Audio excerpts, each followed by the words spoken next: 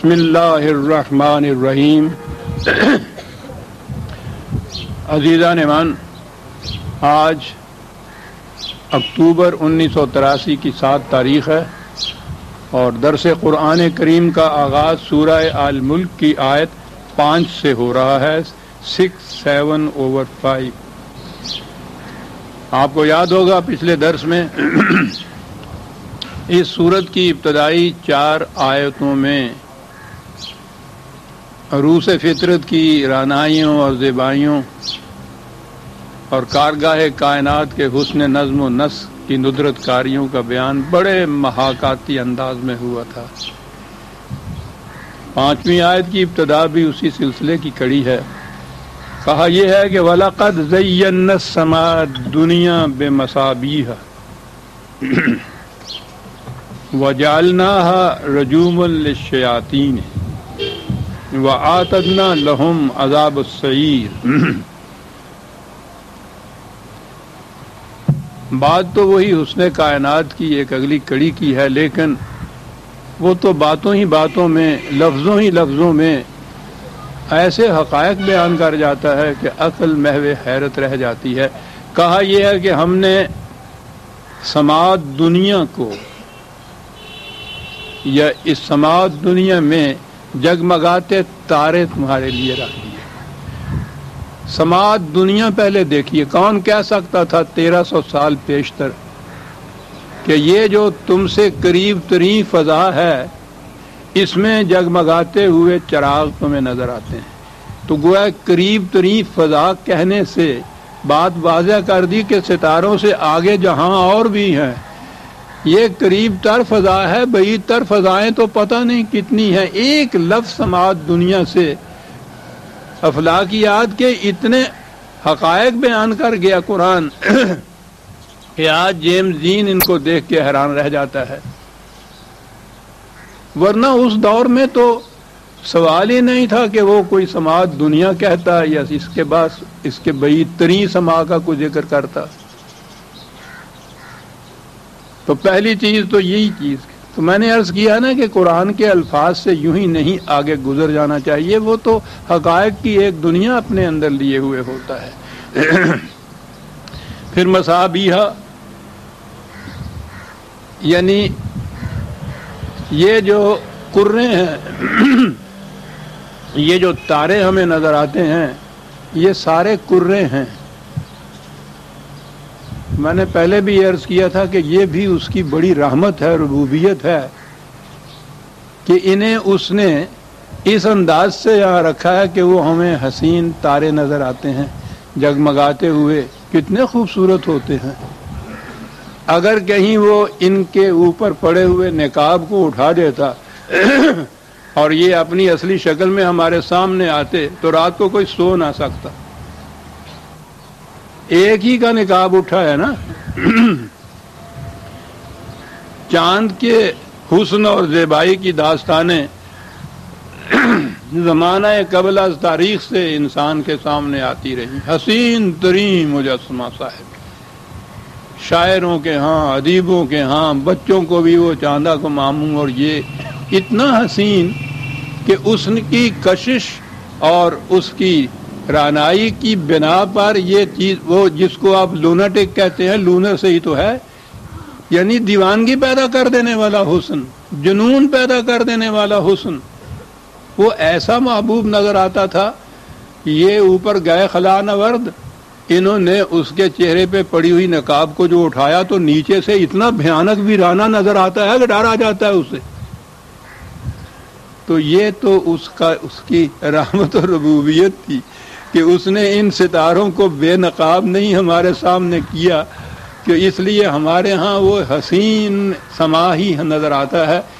کتنا کرم ہے اس کا، بعض حقائق کو چھپانا بھی ہمارے لیے رحمت بن جاتا ہے۔ ایسا بے مصابیح ایک لفظ میں بتا دیا کہ یہ بنائے ہیں، ایسے نظر آتے ہیں جیسے کہ چمکتے ہوئے چراغ ہوں، در حقیقت یہ اور چیز ہے۔ اگلی بات ہے اور میں سمجھتا ہوں کہ اگر آج کے پورے درس میں ہی وہ چیز آ جائے تو غنیمت سمجھتا ہوں، جعلناها رجوما للشیاطین، لیکن اس کے لیے تو بہت بڑی تمہید کی ضرورت ہے۔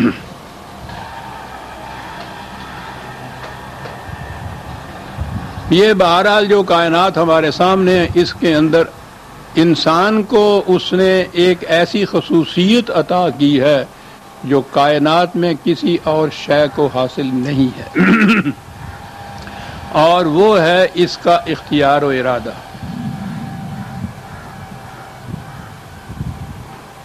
یہ خالصتاً خدا کی، جسے اس نے روح یا توانائی کہا ہے،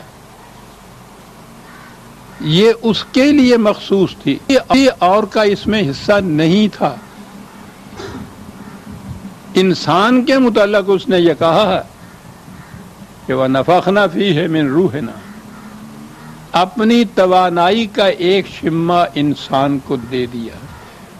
اس کا اختیار و ارادہ تو لامحدود ہے، ایک محدود حد تک ہی صحیح، لیکن اسے اختیار اور ارادے سے نوازا۔ یہ بہت بڑا شرف ہے، چھوٹے سے پیمانے کے اوپر خدائی کرنے والی بات ہے، اور مخلوق میں سے اور کسی کو یہ شرف حاصل نہیں ہے۔ عطا کیا، اور پھر وہ تو خدا ہے نا، بڑا وسیع الظرف ہے، عطا کیا تو اسے واپس نہیں لیتا، وہ چھینتا نہیں ہے۔ وہ یہی بات نہیں کہ چھینتا نہیں ہے، وہ انسانوں کے معاملات میں دخل بھی نہیں دیتا۔ ایبسلیوٹ پاور، اقتدار مطلق کا خدا خود ہی عطا کردہ ہے اس کا یہ اختیار و ارادہ جو انسان کو دیا، لیکن جب دیا ہے ایک دفعہ تو نہ چھینتا ہے اور نہ ہی اس میں دخل دیتا ہے۔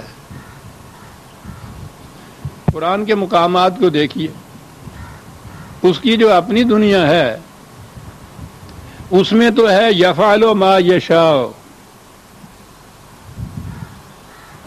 وہ اپنی مشیت کے مطابق جو چاہتا ہے کرتا ہے، ٹھیک ہے، قادر مطلق ہے، اس کی مشیت جو ہے لامحدود اختیارات پر مبنی ہے، جو چاہتا ہے کرتا ہے، ما یشاء۔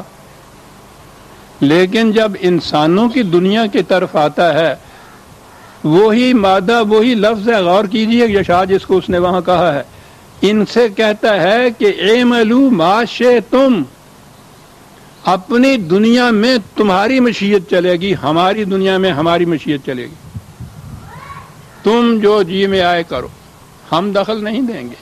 شئتم، ادھر ما یشاء ہے۔ کتنی بڑی چیز ہے یہ جو کہی، اعملوا ما شئتم۔ یہ الگ بات ہے کہ جو کچھ تم کرو گے اس کے نتائج بھی تمہیں بھگتنے پڑیں گے، لیکن اپنی دنیا میں تم صاحب اختیار ہو، اعملوا ما شئتم۔ یہ جسے کہتے ہیں وحی کے ذریعے اس نے کچھ قوانین دیے، کچھ ہدایات دیں، وہ در حقیقت ہدایات ہی ہیں جنہیں ہم قوانین کہتے ہیں، گائیڈنس ہے، وہ رہنمائی ہے۔ وہ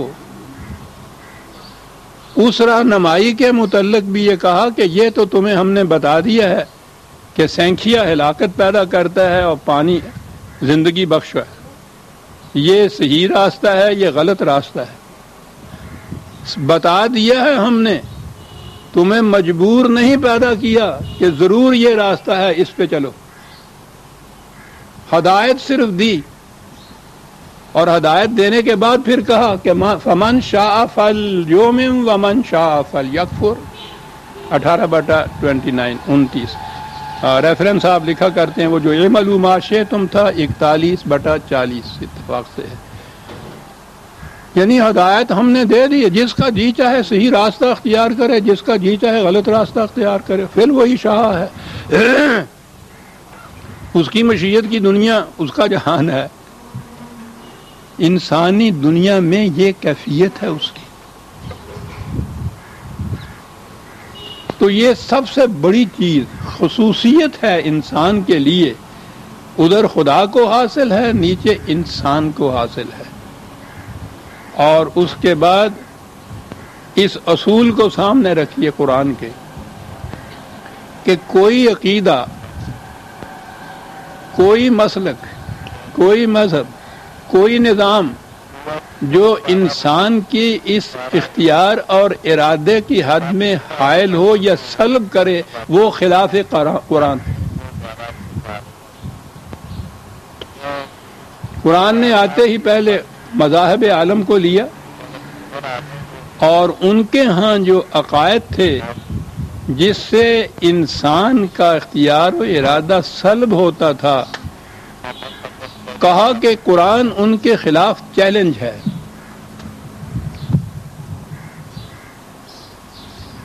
اعلانیہ تردید کی اختیار و ارادے کی دنیا۔ یہودیوں کے ہاں یہ عقیدہ تھا کہ جو بچہ بنی اسرائیل کے ہاں پیدا ہو جائے نجات اسی کو ملے گی اور وہ جنت میں چلا جائے گا محض بنی اسرائیل کا بچہ ہونے کی جہت سے۔ غیر بنی اسرائیل میں پیدا ہونے والا کوئی بچہ، کوئی انسان جنت میں نہیں جا سکتا۔ تو اب یہ بات کہ کوئی بچہ بنی اسرائیل کے ہاں پیدا ہوتا ہے اور دوسرے ان کی دوسری نسلوں میں پیدا ہوتا ہے تو یہ تو اس بچے کے اختیار میں نہیں ہے، پیدائش سے ہی سلب کر لیا اختیار و ارادہ۔ اور جو پیدا ہو گیا بنی اسرائیل کے وہ غیر بنی اسرائیل نہیں بن سکتا، جو غیر بنی اسرائیل کے یہاں پیدا ہو گیا وہ بنی اسرائیل کا نہیں بن سکتا۔ قاطبتاً سلب کر لی یہ بات۔ قرآن نے کھٹ سے تردید کی اس چیز کی کہ بالکل غلط ہے تم جو کہتے ہو۔ عیسائیت کی دنیا آئی، میں مختصر الفاظ میں بیان کروں گا کیونکہ اس کی تفصیلی باتیں تو پہلے آ چکی ہوئی ہیں۔ عیسائیت کی دنیا آئی، ان کا عقیدہ یہ ہے کہ ہر انسانی بچہ اپنی پیدائش کے ساتھ اپنے اولی ماں باپ کے گناہ کا بوجھ اپنی پشت پر لادے لاتا ہے اور اس کا کوئی عمل اس بوجھ کو اتار نہیں سکتا بجوز اس کے کہ وہ حضرت مسیح علیہ السلام کے کفارے پر ایمان لائے۔ تو گویا پہلی چیز تو یہ ہو گئی کہ ہر انسانی بچہ گناہ کا بوجھ لاتا ہے بغیر اپنے کسی ذمہ داری کے، بغیر اپنی کسی اختیار کے، ارادے کے، چوائس کے۔ وہ تو پیدا ہونے کے ساتھ ہی جیسے ہاتھ، منہ، کان، ناک ملے اللہ کی طرف سے، اسی طرح سے گناہ کا ایک پٹخارا بھی اس کی پیٹھ کے اوپر رکھ دیا۔ اور پھر اگلی چیز یہ کہ وہ اتار ہی نہیں سکتا۔ جو جی میں آئے، کوئی عقیدہ اس کا، کوئی عمل اس کا اس گناہ کے دھبے کو دھو نہیں سکتا۔ ہندو مت کے ہاں بائن ہی یہی چیز، انہوں نے تو انسانوں کو 4 ورنوں میں تقسیم کر دیا۔ جس گھر میں جس ورن میں کوئی بچہ پیدا ہوا اسی ورن کی خصوصیات اس کے ساتھ آ گئی۔ برہمنوں کے ہاں پیدا ہوا تو پوچھو ہی نہیں، بے تاج بادشاہ۔ کشتریوں کے ہاں پیدا ہوا، حکومت ان کے ہاتھ میں ہے۔ ویش کے ہاں پیدا ہوا، کاروباری دنیا ساری ان کی، کیپٹلزم اور سوداگری۔ اور شودروں کے ہاں پیدا ہوا تو وہ ان سب کا خدمت گزار۔ جس گھر میں پیدا ہو گیا اپنے جنم کو بدل نہیں سکتا، اسے وہی کچھ رہنا ہے۔ آپ نے غور کیا، یہی تھے اس سے پیشتر زمانہ نزول قرآن میں، اور آج تک بھی بڑے بڑے مذاہب دنیا کے یہ مذاہب تھے اور ان کے یہ بنیادی عقائد تھے۔ قرآن نے آ کے جو ان کی تردید کی ہے تو یہی نہیں کہ وہ مذہبی مناظرہ کر رہا ہے ان کے ساتھ، وہ کہتا ہے کہ یہ جو ایک ہی خصوصیت تھی آدم کی، انسان کی، یہ اس کو سلب کرنے والے مذاہب ہیں، یہ خدا کے ہو نہیں سکتے۔ دلیل یہ ہے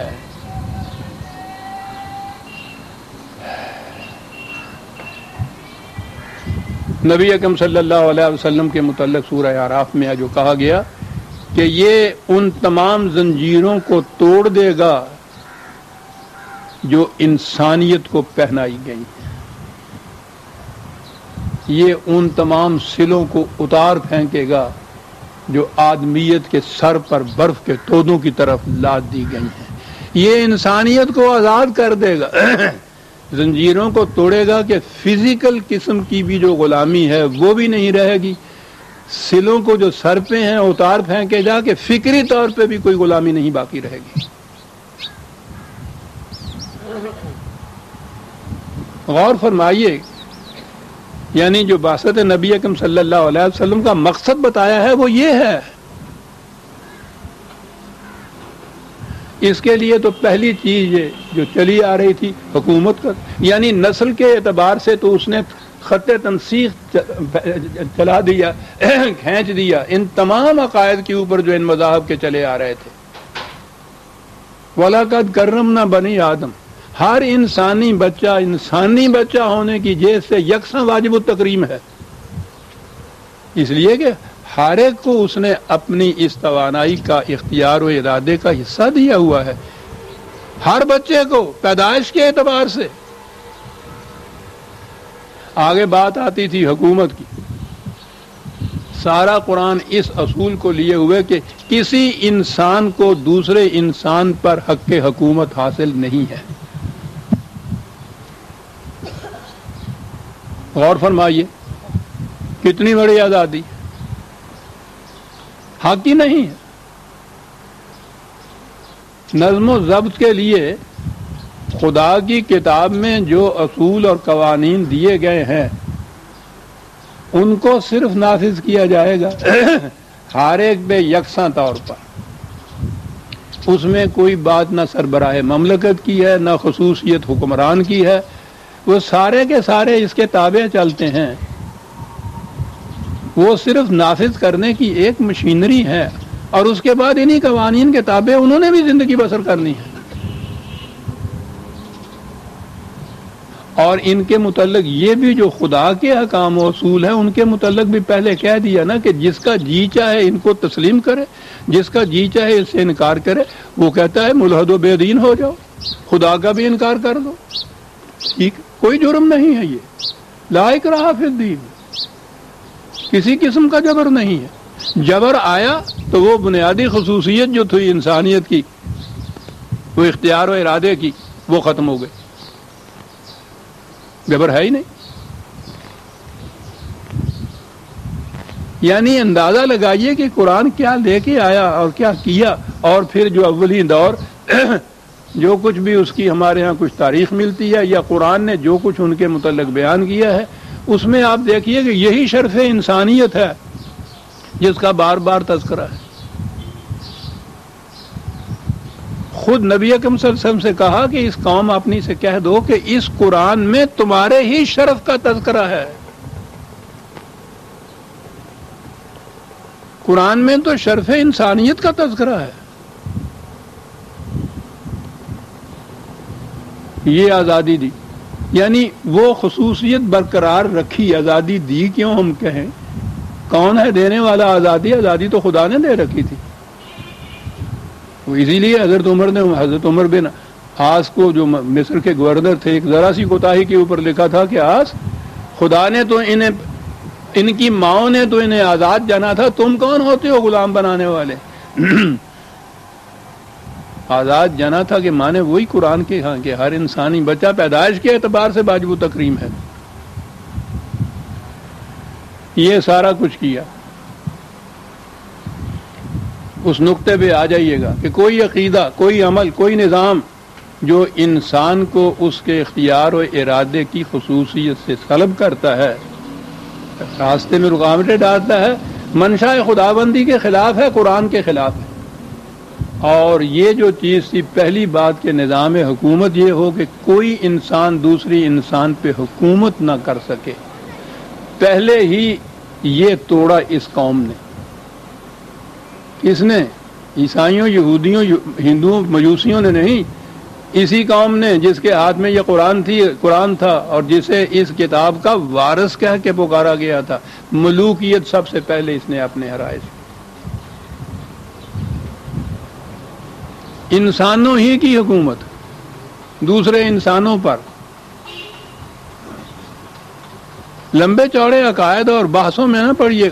عزیزان ایمان ایک بنیاد کو لے لیجئے، قرآن نے جو یہ شرف دیا ہے انسان کو اختیار و ارادے کا، سلب کر دیا. خدا کے احکام نافذ نہیں ہو رہے تھے، انسانوں کے احکام.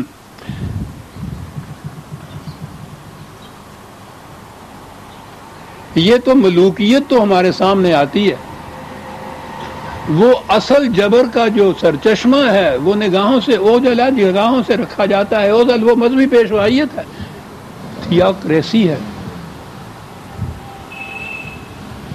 ذرا غور کیجئے گا تاریخ کے اس نقطے پر. نہ وہ امیہ یا عباسیوں کی مملکتیں رہیں، چلی گئیں، نہ ان کی حکومتیں رہیں، مدت ہو گئی، ختم ہو گئی، ناپید ہو گئی. نہ وہ حکمران رہے، چل بسے وہ، نہ ان کی حکومتیں رہیں، نہ ان کے اختیارات رہے، سب ختم ہو گئے. لیکن انہوں نے مذہبی پیشوائیت سے جو قوانین بنوائے تھے وہ آج تک آپ کے سر پہ مسلط چلے آ رہے ہیں.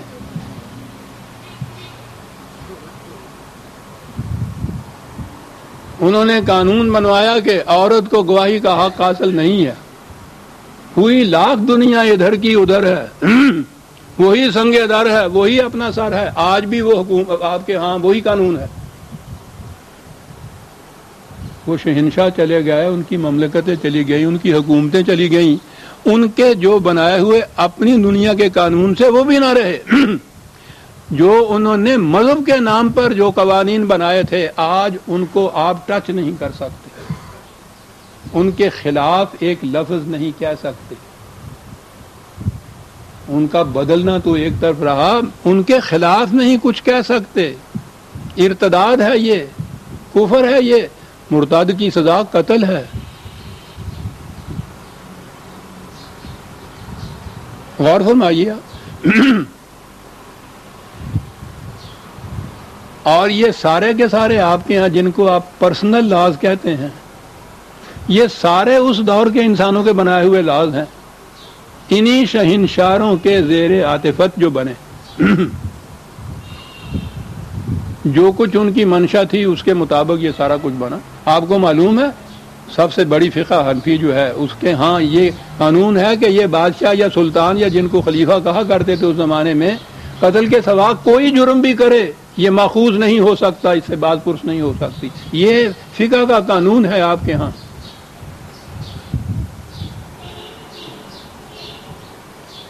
یہ جتنے قوانین ہیں، لونڈیوں کے قوانین، عورتوں کو اس درجے پہ رکھنے کے قوانین، 4 بیویاں، طلاق طلاق طلاق سے سب کچھ ختم، یہ سارا قصہ. یعنی یہ آج کی جو وفاقی شرعی عدالت ہے، یہ قوانین اس کے دائرہ اختیار سے بھی باہر رکھے ہوئے ہیں.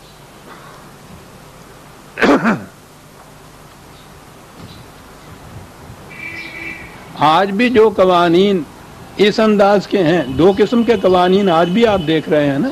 کچھ تو حکومت سے متعلق ہیں، ان کے نظم و نسق سے متعلق ہیں، وہ حکومت کی طرف سے نافذ ہوتے ہیں. اور جن کا تعلق ان معاملات سے ہے جسے آپ شرعی کہتے ہیں، وہ وفاقی شرعی عدالت ہے، ان کے متعلق وہ فیصلہ کرتی ہے. بنتے بھی وہ قوانین اسی طرح سے ہیں، ان کی توثیق سے بنتے ہیں. وہ جسے اسلام کہیں وہ اسلام کی حیثیت سے نافذ ہوتا ہے، اس میں آپ کو کوئی اختیار ارادہ نہیں.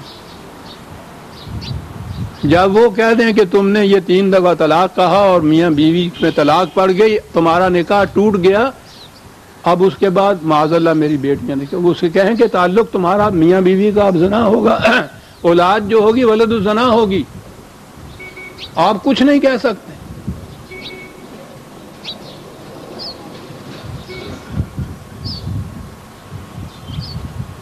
دیکھیے کہاں گیا آپ کا وہ اختیار و ارادہ جو خدا نے دیا تھا. اس نے تو صرف کتاب اللہ کی پابندی تھی جو عائد کی تھی، لیکن ان کے متعلق آپ کچھ نہیں کہہ سکتے. آج بھی اگر باب حکومت سے کوئی آرڈیننس جاری ہوتا ہے تو یعنی اس کی عطائے اس پہ کے مطابق عمل کرنا تو ملک کا قانون ہے، اس کا اتباع ہے. لیکن اس کو آپ کریٹیسائز کر سکتے ہیں، تنقید کر سکتے ہیں، اس کے متعلق لکھ سکتے ہیں. وہی چیز جب وفاقی شرعی عدالت کی روح سے نافذ ہو جائے تو آپ اس پہ تنقید بھی نہیں کر سکتے آج بھی یہی آج کے فیصلے جو شرعی عدالت کے آپ کہہ رہے ہیں نا، آنے والے دور کے اندر یہی شریعت آپ کے ہاں بنے گی. کچھ پہلے سے بنی ہوئی چلی آ رہی ہے، کچھ اس کے اندر اضافہ ہو کے آگے بن جائے گی اور اسے کوئی ٹچ بھی نہیں کر سکے گا. غور فرمایا.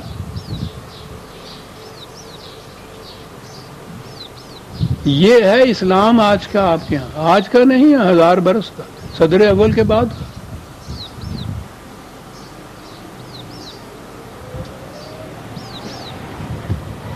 اب یہ جو معاشرہ اس کی روح سے قائم ہوا وہ تھا نظام سرمایہ داری کا، ملوکیت، نظام سرمایہ داری اور مذہبی پیشوائیت. یہ تینوں لازم ملزوم پہلے دن سے چلی آ رہی ہیں. فرعون فرعونیت کر نہیں سکتا جب تک کہ حامان اور اس کے لشکر ساتھ نہ ہوں، اور اس کی بنیاد جو ہے وہ قانون ہوتا ہے. تینوں ایک ہی درس میں قرآن نے بتایا ہے. اب بھوکے کے دل میں تو یہ خیال پیدا ہوگا نا کہ ساتھ ہی جو میری کوٹھی کے اندر مین بلڈنگ میں رہ رہا ہے، جو کچھ اس کے کتوں کو نصیب ہے میرے بچوں کو نصیب نہیں ہوتا. کہا خاموش، لب پہ لانا تو ایک طرف رہا، دل میں بھی اس کے خلاف کوئی بات نہ ہو کہ یہ تقدیر ہے خدا کی بنائی ہوئی، قسمت ہے تمہاری، لکھا ہوا ہی تمہارے ہاں یہ ہے، اللہ کا لکھا ہوا ہے، اس کا متعین کردہ ہے. تقدیر کا ایک مسئلہ آپ نے انٹروڈیوس کیا، یہ مجوسیوں کے ہاں کا تھا، اس لیے کہ ایران کی شہنشاہیت تو آپ کو معلوم ہے نا کس انداز کی تھی. یہ ساری چیزیں ملوکیت، شہنشاہیت جو ہے وہ بنواتی ہے یہ ساری چیزیں جو ہے.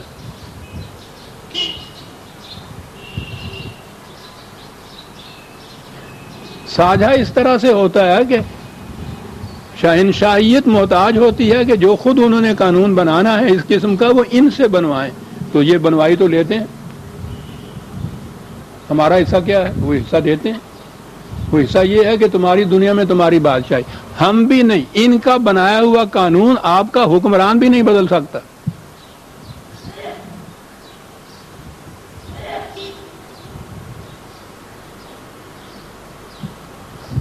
عقیدہ تقدیر کہ صاحب اس قسم کے ظالم، جابر، مستبد جو انسانیت کا گلا گھونٹ رہے، خاموش.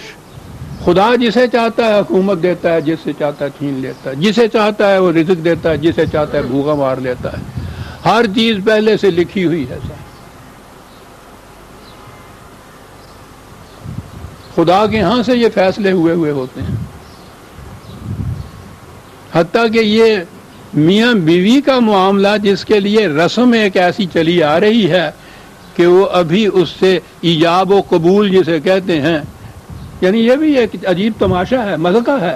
سارا کچھ ہوا چکتا ہے، طے ہو گیا ہوا ہے، بارات آ گئی ہے، باجے باج رہے ہیں، ڈھولکیں باج رہی ہیں، کھانے پک رہے ہیں، ڈھولکیں وہ بچیاں گا رہی ہیں، سب کچھ ہو رہا ہے. یہ سب کچھ ہونے کے بعد آخر میں ہوتا ہے کہ وہ بھی تو 4 کلمے والی گل بھی تو کر لاؤ. تو وہ پھر چلے جاتے ہیں ماموں، لڑکی کا چچا اور یہ، وہاں جا کے فلاں ابن فلاں فلاں تمہیں قبول ہے. اب وہ اگر نہ قبول کے معاملے میں بھی خاموش رہے تو حکم یہ ہے کہ لڑکی کی خاموشی جو ہے اسے قبولیت ہی سمجھ لیجیے. چلو جی. اور یہ جو ہے یہ تو گھوڑی پہ چڑھ کے آیا ہوا ہوتا ہے اس قبولیت کے لیے، اس سے پوچھنے کی کیا ضرورت، اس کو بھی پوچھا جاتا ہے، مذاق اڑایا جاتا ہے. قرآن نے کہا تمہاری آیات کو مذاق نہ اڑانا تم نے. یہ ہے رضامندی جو لی جا رہی ہے. رضامندی لینے والا کون ہے؟ قرآن نے تو کہا ہے کہ میاں بیوی باہمی رضا ہوں نکاح ہوتا ہے. یہاں تو ولی کی اجازت کے بغیر لڑکی بالغ بھی اپنا انتخاب نہیں کر سکتی. برکت بعض حالات میں اگر ان کو لڑکی نے کہیں کو چن بھی لیا، کر بھی لیا ہے، تو انہیں اس کا اختیار ہے کہ یہ جو وارث یا ولی جس کو وہ کہتے ہیں وہ اس نکاح کو فسخ کر سکتے ہیں، اختیار و ارادہ۔ وہاں سے اختیار و ارادے کی یہ صورت ادھر آئی، اختیار و ارادہ جس نکاح کو دونوں کی رضامندی سے بہرحال باندھا تھا، اب اس کے توڑنے کے وقت میں وہ ایک ہی فریق جو ہے وہ سارے اختیار اس کے ہاتھ میں ہیں، 3 دفعہ اس نے طلاق کئی، معاملہ ختم ہو گیا، روتی رہو، اختیار و ارادہ سلب۔ یہ کیا ہوا یہ نکاح؟ اے جی نکاح جڑے نے تے عرشاں تے بدے رہندے نے نا، دنیا جی تے ایویں کھڑاونا ہی ہوندا ہے گا، وہ عرشاں دا بدہ ہے نکاح، وہی تقدیر سنجوگ دا لکھیا ہویا۔ روز ہماری بچیوں کے آنسوؤں میں یہ بات آتی ہے، سنجوگ دا لکھیا ہے میرے چولی چ پی گیا، ادھر آنے ہی نہیں دینا کہ کس نے یہ ہمارے اختیار و ارادے کو سلب کر لیا، کس نے ہمیں مجبور کر لیا کہ ہم زبان تک بھی یہ بات نہ لائیں، کس نے اتنا جبر کیا کہ گھلا گھونٹ دیا ہمارا، یہ بھی نہ کہہ سکیں کہ ہمارا بھی کچھ حق ہے اس میں۔ جب عقد باندھتے وقت ہم سے پوچھا تھا تو توڑتے وقت بھی تو پوچھ لینا چاہیے، لیکن ایتھے تے صورت معاف رکھی۔ اب میں بتاؤں میری لگتی کسی نے نہ دیکھی، یہ ٹوٹ دی نو جگ ویکھدا، وہ توڑن والا جڑا نانا کر کے باہر کہنا میں طلاق دے دیتی ہوئی جگی، یہ روتی رہے۔ کیا ہوا؟ عرشوں پہ بندھا ہوا ہے، سنجوگ ہے، قسمت دا لکھا ہے، چولی پہ گیا، کوئی کچھ نہیں کہہ سکتا۔ مظلوم کی ایک داد کی دروازے یہی تھی نا کہ وہ باپ کے دروازے پہ آ جاتی، وہ دروازے میں اندر نہیں قدمیں رکھن دیتا کہ وہ کہتا کہ بیٹی اس گھر سے جو ڈولا گیا ہے نا اب تو یہاں تمہارا جنازہ ہی آ سکے گا، کوئی جگہ نہیں۔ یہ خدا کے حکم کے خلاف ہے۔ اگر خامد مجازی خدا بن گئے، آپ دیکھتے ہیں کہ ملوکیت کا استبداد جو شریعت کی روح سے آپ نام سے آتا ہے، معاذ اللہ، وہ کیا کیا گل کھلاتا ہے آپ کے، کیا چیزیں ہیں یہ۔ ایک ایک مسئلہ کو لینے کی ضرورت نہیں ہے، وہی بنیاد کہ وہ جسے قرآن نے بنیادی خصوصیت بتائی تھی انسان کی، اسے ہی سلب کر لیا انسان کو۔ حیوان کو بھی کچھ اپنا اختیار ہوتا ہی ہے، اتنا اختیار بھی تو نہ رہنے دیا، تقدیر کا مسئلہ اس میں آ گیا۔ اہمیت اتنی اس کو دی کہ 5 اجزائے ایمان تو خدا نے مقرر کیا، اللہ پر ایمان، اس کے رسولوں پر ایمان، کتابوں پر ایمان، ملائکہ پر ایمان، آخرت پر ایمان، سارے قرآن میں یہی اجزائے ایمان ہے۔ انہی کے ماننے سے ایمان آتا ہے، ان کے انکار سے کفر لازم ہوتا ہے۔ لیکن اس کے بعد ہمارے ہاں دور ملوکیت کا جو ایمان ہے اس میں 6واں جز ایمان کا تقدیر ہے۔ اب بھی جہاں جہاں آمن تو باللہ پڑھایا جاتا ہے، اب تو بہرحال وہ رسمی ختم، اس میں یہ 6واں شامل ہوتا ہے، لکھا ہوا ہے ایمان کے اجزاء میں یہ 6واں ایمان۔ بڑی بڑی اہم کتابیں یاد مجھے آ گیا، یہ کوئی گاؤں کے حجروں والے ملا کی بات نہیں ہے۔ سیرت النبی کی وہ 5-6 جلدیں علامہ سید سلیمان ندوی مرحوم نے جو لکھی ہیں، ان میں جہاں عقائد پہ بحث آتی ہے تو 5 عقیدے تو یہ جو ہیں قرآن کے، کوئی 100 صفحہ اس عقیدے کے متعلق ہے۔ یہ عقیدہ تقدیر جو ہے اس کو بھی وہ جزو ایمان قرار دیتے ہیں۔ یہاں تک تقدیر کو لے آئے کہ لب کشائی نہ ہو سکے کسی ظلم کے خلاف، کسی استبداد کے خلاف، کسی جبر کے خلاف، کوئی حق مانگ ہی نہ سکے۔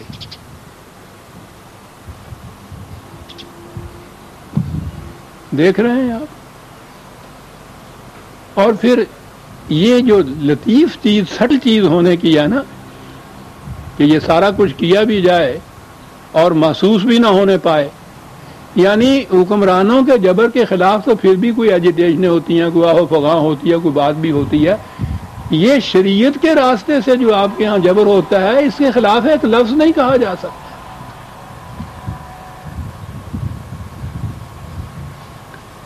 اس میں تقدیر کا حصہ آپ کے ہاں، سرمایہ داری نہیں مٹا سکتی کہ رزق خدا نے اپنے ہاتھ میں رکھا ہے۔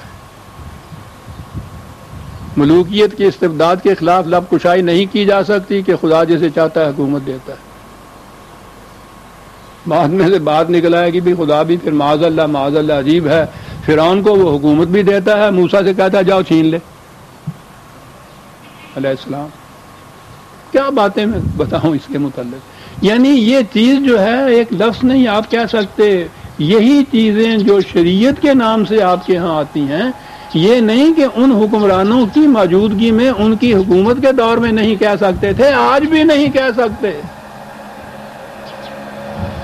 وہ ختم ہوئے حکمران، ان کی حکومتیں ختم ہوئیں، ان کی حکومت جو ہے وہ قیامت تک چلتی ہے، اور پھر سلسلہ در سلسلہ آگے چلتی جا رہی ہے، آج بھی چلتی.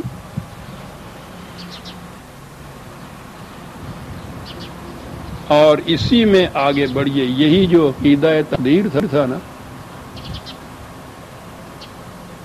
اب اس میں آپ کے ہاں یہ عقیدہ آیا کہ انسان کی قسمت جو ہے ستاروں کے ساتھ بندھی ہوئی. لو بھائی، اس سے پہلے تو پھر بھی کوئی انسان ہی تھے جن کے ہاتھوں میں یہ بات تھی کہ انسان کی قسمت ان ستاروں کے ساتھ بندھی ہوئی ہے.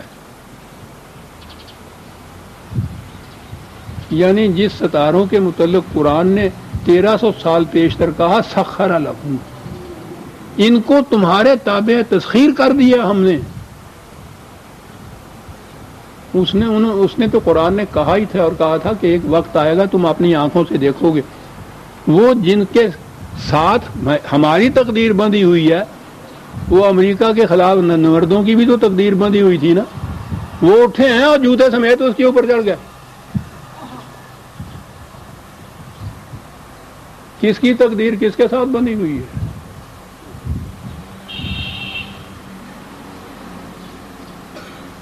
وہ ان کروں کے ساتھ اس کے بعد جو جی میں آئے کریں گے. اتنی توانائیاں وہ سائنٹیفک طریقے سے حاصل کی جائے. قرآن نے جو کہا کہ سخر لکم ما فی السماوات ما فی الارض جمیعا منہ، اللہ اکبر اللہ. مقام انسانیت، مقام آدم، تمام ملائکہ سجدہ ریز ہیں اس کے سامنے، فطر کی ساری قوتیں اس کے سامنے جھکی ہوئی ہیں. اور یہ تھا قرآن. اور انہوں نے یہ کہا کہ ہماری آپ کی انسانوں کی تقدیر ساری ستاروں کے ساتھ بندھی ہوئی.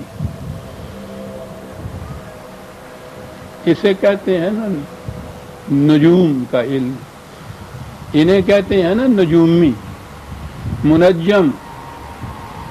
خیر سے آپ کے ہاں بھی اور بڑے بڑے کوئی پیمفلٹ سے آیا کرتے ہیں، ہم نے ان کو دیکھا تو نہیں، ہر جگہ موجود ہوتے ہیں. یہ فٹ پاتھ پہ بیٹھنے والے نہیں ہیں، وہ بڑے مقام کے ہیں. ان کے آگے پیمفلٹ دیکھیے کہ شان سے وہ نکل کے چلے آتے ہیں. اسلامی منجم اس کا نام ہوتا ہے. کیا بات ہے! توحیدی بت پرستی.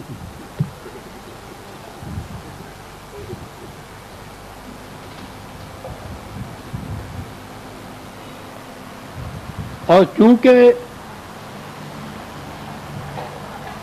بڑی عجیب چیز ہے، اقبال بھی کیا بات کیا جاتا ہے. مجلس شورا میں یہ کہا ہے اس نے تقدیر کے متعلق ابلیس سے کہ میں نے ناداروں کو سکھلایا سبق تقدیر کا. ناداروں کو،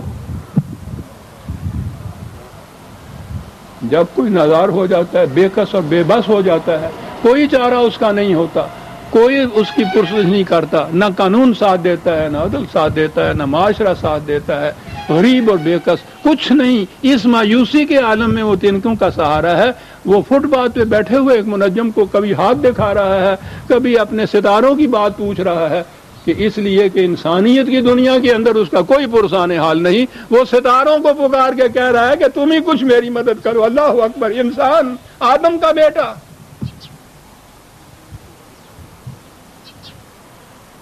ابلیس کی میں نے بار بار کہا ہوا عزیزان مان، فرصت خدا آپ کو دے تو یہ نظم ضرور پڑھتے چلے جائیے. ارمغان حجاز میں جو اردو کا حصہ ہے اس کے اندر کتنی بڑی بات ہے جو ایک فکرے میں وہ کہا گیا، میں نے ناداروں کو سکھلایا سبق تقدیر کا.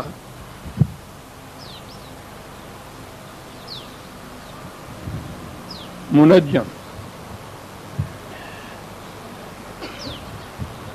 آئیے اب جو آیت سے بات چلی تھی، وَلَقَدْ زَيَّنَّا السَّمَاءَ الدُّنْيَا بِمَصَابِيحَ کہا یہ تو بڑے بڑے کرے تھے، ہم نے ان کے چہرے کے اوپر عروسی نقاب ڈال دیا اور وہ نہایت خوبصورت جگمگاتے ہوئے چراغ بن کے تمہیں نظر آ رہے ہیں۔ واقعی اگر گرمیوں میں خدا فلیٹ سے نجات دے دے اور کہیں ایسے چھت آدمی سونا نصیب ہو جائے جہاں آسمان نظر آتا ہو، صاف آسمان کے اوپر یہ ستاروں کی دنیا اب بڑی کشش رکھتی ہے صاحب۔ میں نے کہا ہے کہ یہ اس کی رحمت ہے جو یہ نقاب پوش ہیں۔ اگر یہ سارے ستارے ویسے ہوتے جیسے یہ نقاب اٹھنے کے بعد چاند نظر آ گیا ہے، ایسے بھیانک بچے تو ڈر کے مارے مر جاتے۔ ستارے یعنی وہ بتاتا ہے اپنی رحمت کی صورت، کتنا کرم ہے اس کا یہ کہ کروں کو یہ بنا کے رکھ۔ کہا ہم نے تو یہ صورت تھی کہ کروں کو یہ کچھ بنایا، اور اس انسان کو دیکھیے کہ یہ ان ستاروں کے متعلق بات کر کے نجوم کی اٹکلیں دوڑاتا ہے۔ آہا ہا ہا، اٹکلیں دوڑاتا ہے، رجوم اندیشہ۔ یہ ایسا کرنے والوں کو شیاطین کہا۔ شیاطین سرکشی کرنے والے اس بنیادی چیز کی جو خدا نے کہی، اس نے انسان کو اختیار و ارادہ دیا تھا، اس خدا کی نعمت اور رحمت اور بنیادی خصوصیت کے خلاف یعنی لفظ شیاطین لایا ہے، جس کے معنی سرکشی کرنے والے ہیں۔ یہ جو اسلامی نجوم کہہ رہے ہیں، قرآن شیاطین کہہ رہا ہے، سرکشی کرنے والے کہہ رہا ہے کہ ہم نے تو ان کو یہ بنایا تھا سخر لکم، اور یہ انہیں بتا رہے ہیں کہ تمہاری قسمت ان کے ساتھ وابستہ ہے۔ رجوم للشیاطین، یہ اس زمانے میں کہا جا رہا ہے عزیزم جب ساری دنیا کے اندر یہ توہم پرستیاں موجود تھیں۔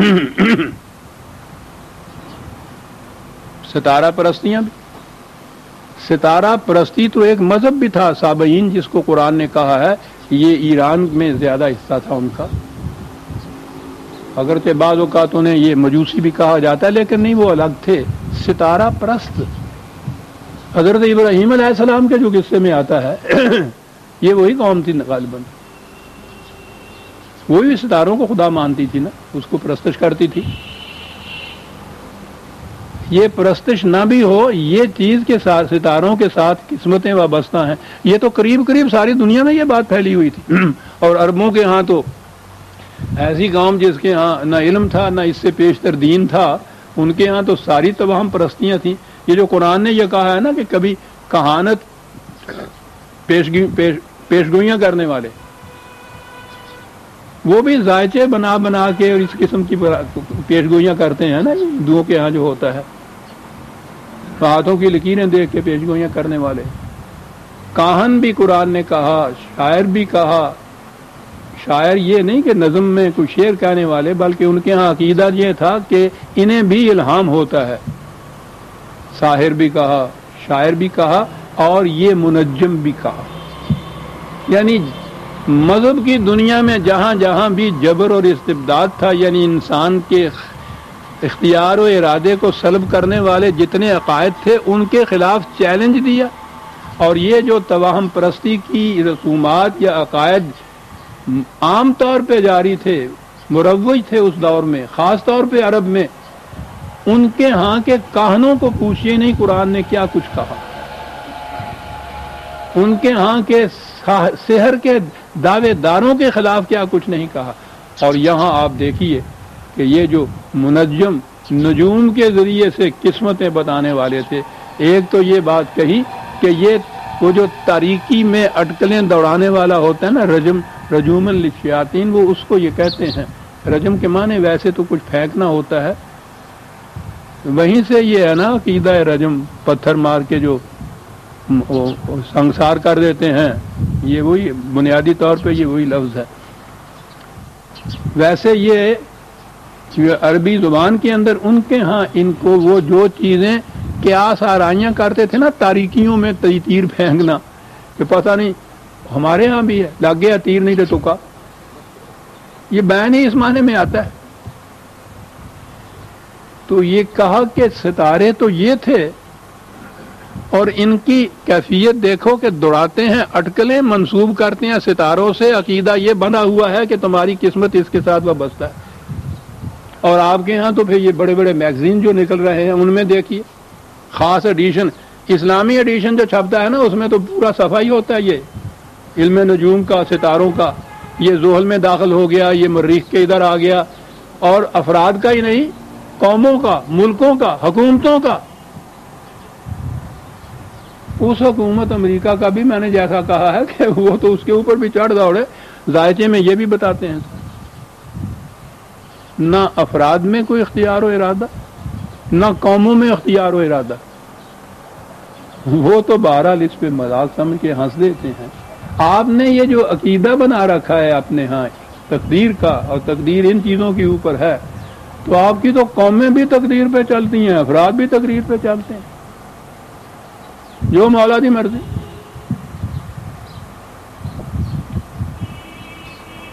رجوم للشیاطین، اور اسی لیے ہمارے دور میں اقبال جو قرآن کی طرف دعوت دیتا تھا اور شرف انسانیت کا سب سے بڑا مبلغ تھا، آدمیت احترام آدمی، برتر آدم مقام آدمی، برتر گردوں مقام آدمی، گردوں کے تو ستارے ایک دم، برتر گردوں مقام آدمی۔ اسی لیے اس نے پھر یہ نجوم اور منجموں کے متعلق بھی یہ کہا کہ تیرے مقام کو انجم شناس کیا جانے، تیرے مقام کو انجم شناس کیا جانے، کہ خاک زندہ ہے تو تابع ستارہ نہیں، خاک زندہ اور خاک مردہ۔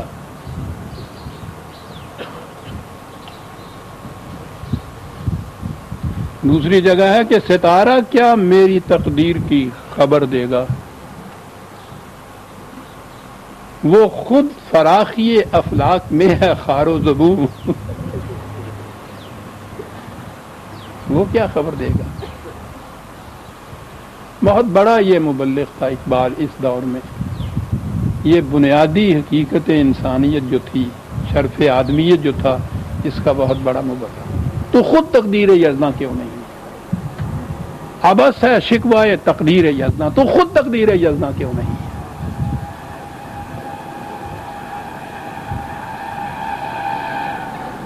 تو اپنی سرنوشت خود اپنے قلم سے لکھ، خالی رکھی ہے خامہ نے تیری جبیں، پلین سلیٹ دی ہے، اپنی سرگزشت خود اپنی قلم سے لکھ۔ اور سارا قرآن اسی سے بھرا پڑا ہے، ایک ایک قدم کے اوپر ہو کر۔ تو عزیزان من بات یہاں سے چلی تھی کہ کوئی عقیدہ، کوئی تصور، کوئی نظریہ، کوئی مسلک، کوئی نظم و نسق جو انسان کے شرف اختیار و ارادہ کو کم کرتا ہے یا اس کے راستے میں حائل ہوتا ہے، قرآن کے خلاف ہے، قرآن اس کے خلاف چیلنج دیتا ہے۔ ایک ہی چیز ہے جسے میں نے کہا کہ خدا کے اصول دیے ہوئے، کتاب اللہ کے اصول، اس کی ہدایات، اور وہ جو میں نے گزارش کیا ہے کہ اس میں بھی وہ ہدایات دی ہیں، وہ بجبر نہیں منواتا، زبردستی نہیں منواتا، خود کہہ دیا کہ ہم نہیں دخل دیتے۔ انسانوں سے کہا تمہارا جی چاہے مانو، جی چاہے نہ مانو۔ نبی اکرم صلی اللہ علیہ وسلم کے متعلق کہا کہ ہم جانتے ہیں تیرا بڑا دل کڑتا ہے کہ کیوں یہ تباہی کی طرف جاتے ہیں، کیا تو مجبور کرے گا ان کو کہ صحیح راستے پہ طرف آ جائیں؟ وہ تو رسول کو بھی اس کی اجازت نہیں دیتا۔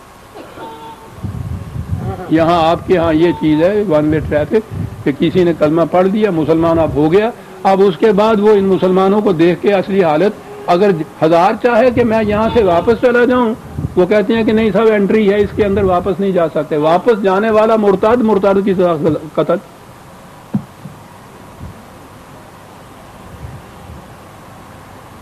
یہ کسی حکومت کے قانون نہیں ہے کہ ہماری مملکت میں سٹیزن شپ قبول کر لینے کے بعد وہ انکار نہیں کر سکتا، یہ تو کسی حکومت کا ہی نہیں ہے، چلا جائے، نکل کے چلا جائے۔ یہ آپ کے ہاں کی شریعت ہے کہ نکل کے بھی نہیں جا سکتا۔ وما ہم بخارجین من النار، قرآن کہتا ہے یہ جہنم میں ہے، جہنم سے نکل ہی نہیں سکتا۔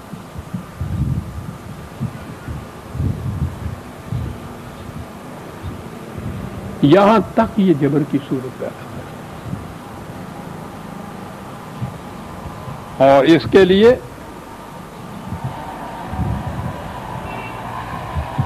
وَآتَدْنَا لَهُمْ عَذَابَ السَّعِيرِ، وہ ان منجموں کے لیے ہی تو کیا کہے گا، یہ جو اپنی تقدیریں ان سے جا کے پوچھنے والے ہیں وہ سارے اس کے اندر شامل ہیں. یعنی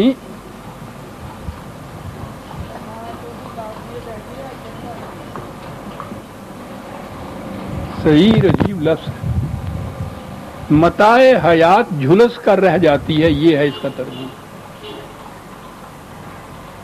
متاع حیات تو بنتی ہی سرگرمی عمل سے ہے نا، حرکت سے ہے نا، چوائس سے ہے، اختیار و ارادے سے ہے، عزم سے ہے. جب یہی سلب ہو جائے کیا قرآن کی تشبیہات کے الفاظ ہوتے ہیں. عذاب السعیر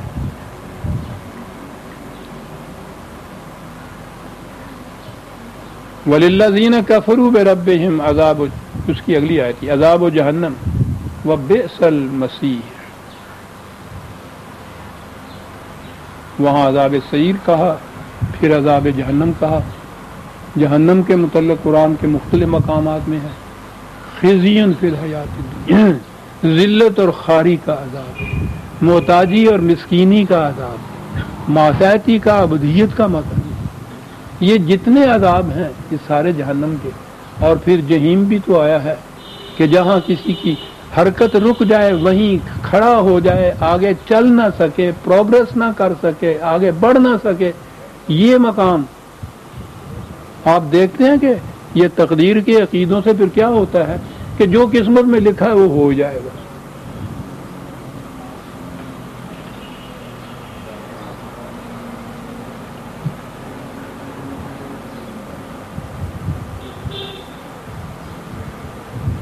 اس سے آپ سوچ سکتے ہیں کہ قوموں کی کیا حالت ہوگی. تو سوچنے کی تو بات ہی نہیں، ہم تو صورت ببی حالم بپرس، ہماری اپنی حالت جو ہے 1000 برس سے رکے ہوئے ایک مقام کے اوپر.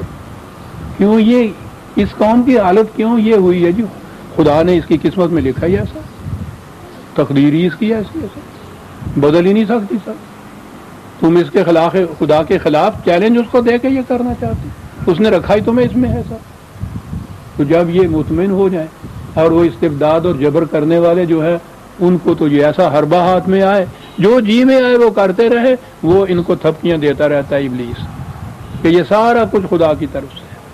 یہ کون ہو سکتے ہیں؟ اور آپ کو معلوم ہے جو میں نے پہلے بھی دہرایا تھا کہ خود اللہ تعالیٰ نے پہلے ہی صورت میں، پہلے ہی پارے میں، ابتدائی قریباً آیات میں جو قصہ آدم بیان کیا وہ آدمی کی سرگزشت ہے.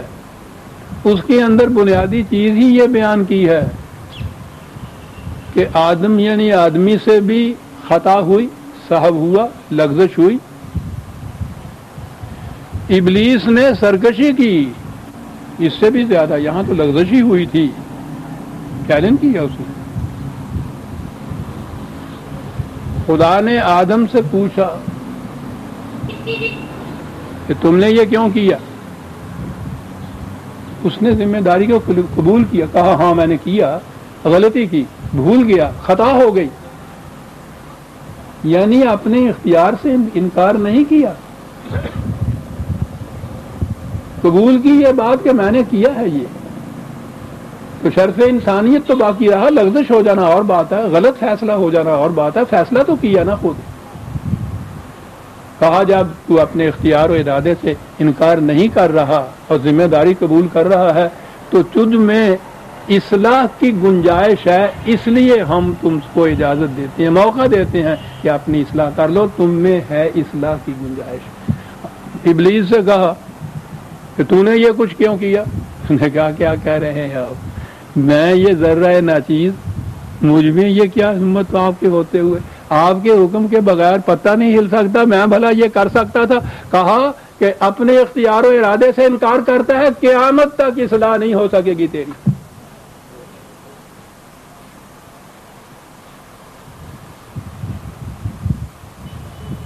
شیطنت تو یہ تھی کہ سرکشی برتی. آپ کو معلوم ہے کہ یہاں قرآن نے کیا لفظ استعمال کیا اس کے لیے؟ ابلیس کا لفظ استعمال کیا، جس کے معنی ہے مایوس رہو، محروم رہو قیامت تک اصلاح سے.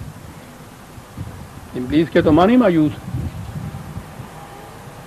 سرکشی اور لغزش ہو جائے ٹھیک ہے، اعتراف کرو اپنے گناہ کا، ذمہ داری قبول کرو، وہی اختیار و ارادہ جو دیا گیا ہے اس سے انکار نہ کرو.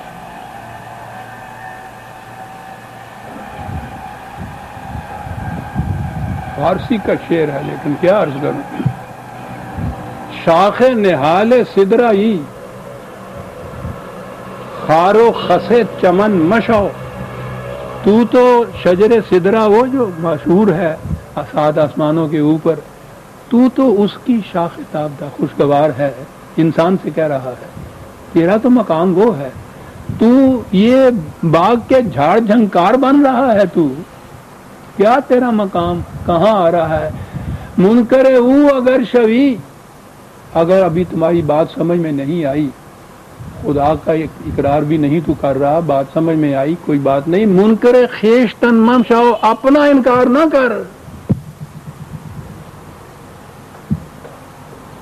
اپنا انکار تو یہ ہے نا کہ میں کون ہوں یہ کرنے والا، مجھ میں تو یہ استعداد ہی نہیں، اختیار ہی نہیں، ارادہ ہی نہیں. یعنی یہ چیز کہ میں نہیں کر رہا وہ کرا رہا تو ایک طرف رہا، یہ کہنا کہ میں نہیں کر رہا خدا کرا رہا ہے، وہ اس کو ابلیس قرار دیتا ہے. اور یوں ہمارے ہاں وہ عقائد سارے چلے، مرضی مولا برہمہ اولا، سمجھے نا، اس کی رضا کے اندر مفت ہے یہ قسمت. شریعت کی طرف آؤ تو، طریقت کی طرف آؤ تو طریقت تو، شریعت تو پھر بھی ایک خشک ٹہنی ہوتی ہے جو گری ہوئی، اور یہ طریقت جو ہے یہ تو پانی میں گری ہوئی ٹہنی ہوتی ہے. یعنی ہر جگہ آپ کو یہ ملے گا کہ تو کچھ نہیں کر سکتا، یہ سب کچھ اس سے ہوتا ہے، اس کی مرضی سے. اور رضائے حق کے مطابق چلنے کا نام ہی ہے اسلام. ان کے معنی اتنا بڑا انقلابی، آپ کو پہلے بھی شاید بتایا ہے، حضرت موہانی جیسا انقلابی، اتنا بڑا انقلابی کہ جس زمانے میں بڑے بڑے آپ کے ہاں کے جو کانگریس میں تھے اس زمانے میں، یہ لوگ بھی ابھی ڈومینین سٹیٹس کے اوپر راضی ہوتے تھے، وہ بغاوت کر کے اٹھ کھڑا ہوا تھا ان کے خلاف بھی کہ کامل آزادی ہمارا مطالبہ ہونا چاہیے. اتنا بڑا انقلابی شخص اور بڑا درویش آدمی تھا صاحب. وہ بھی یہ کہہ رہا ہے جب عقیدے پہ آ گیا کہ مرضی یار کے خلاف نہ ہو، لوگ میرے لیے دعا نہ کریں. ہاں وہ تو الٹ ہو جائے کہ وہ میں نے پوچھے یہ میں تینوں کنگار رکھا جی بیمار پایا گا جی تو یہ کو شروع کرا، میں کہہ سکنا پہ یہ نہ کیتا جی تینوں روکیا نہیں گیا تھا. مرضی یار کے خلاف نہ ہو، لوگ میرے لیے دعا نہ کریں، میں تو کروں گا ہی نہیں، آپ بھی نہ کیجئے. مرضی یار کے خلاف نہ. عزیزہ نے مان، یہ چیزیں شاعری نہیں، یہ چیزیں یوں ہی عقائد نہیں، یہ گاؤں کے پکی روٹی والے ملا کی بات نہیں. آپ کا اسلام یہ بن چکا ہوا ہے 1000 برس سے، دور استبداد کا. اس لیے کہ یہ عقیدہ وضع کیا تو جو ملوکیت کر رہی تھی، جو سلاطین کر رہے تھے، جو بادشاہوں کے ظلم و ستم ہو رہے تھے، جہیں کسی نے ایک آواز اٹھائی اسے کہا کہ یہ تو سب خدا کا کیا ہوا ہے، ان کو تو بادشاہ بنائے اس نے، خاموش. وہی استبداد ہے جو آپ کے یہاں 1200 سال سے چلا، 1000 سال سے چلا آ رہا ہے. نس میں رس چکا ہے آپ کے ہاں یہ عقیدہ. کہاں سے اس کو نکالیں گے؟ یہ تو آپ کے خون کے ذرات میں حلول کر چکے ہیں، جزو ایمان بن چکے ہیں تقدیر کے ارادے سے. طریقت ساری بھری پڑی اس سے، شریعت ساری اس سے بھری پڑی. تو پھر راوی عیش لکھتا. میں نے عرض کیا تھا شروع میں ہی کہ اگر یہ ایک ہی آیت آج ہو جائے تو غنیمت ہے. بہرحال غنیمت ہے کہ یہ ہو گئی ہے.